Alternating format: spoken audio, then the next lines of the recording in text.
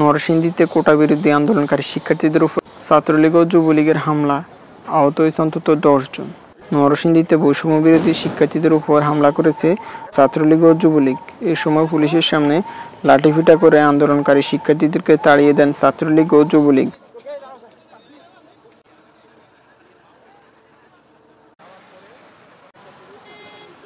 জেলা আওয়ামী লীগ ও মহিলা লীগের সদস্যরা সেখানে উপস্থিত ছিলেন।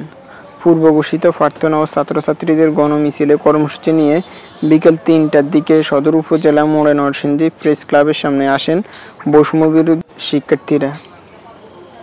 তারা এই সময় নানান স্লোগান দিতে থাকেন। প্রেস ক্লাবের সামনে আসার পর যুবলীগ ও ছাত্রলীগের ও মহিলা লীগের হামলার তুফের মুখে পড়ে শিক্ষার্থীরা। এক পর্যায়ে শিক্ষার্থীদের বেধড়ক মারপিট করেন ছাত্রলীগ ও যুবলীগের নেতাকর্মীরা। এতে কমপক্ষে 10 জন আহত হয়েছেন আন্দোলনকারী শিক্ষার্থীরা।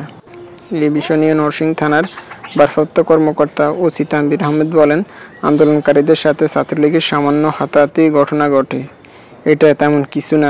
লাঠিপেটার বিষয়টি তিনি সরাসরি অস্বীকার করেছেন। যদিও সচক্ষে দেখা গেছে শিক্ষার্থীদের উপর বরাবরই ছাত্রলীগের বিভিন্ন কর্মকর্তারা বৈষম্য বিরোধী ছাত্র আন্দোলনের উপর ভয়াবহ হামলা চালিয়েছেন। যদিও পুলিশ নিরুপায় হয়ে সামনে দাঁড়িয়ে তাদের অবস্থান দেখছিল, কোনোভাবে ঠেকাচ্ছিলেন না পুলিশ। এই মারামারি ভয়ঙ্কর দৃশ্য পরিণত হয়েছে এখানকার অবস্থা।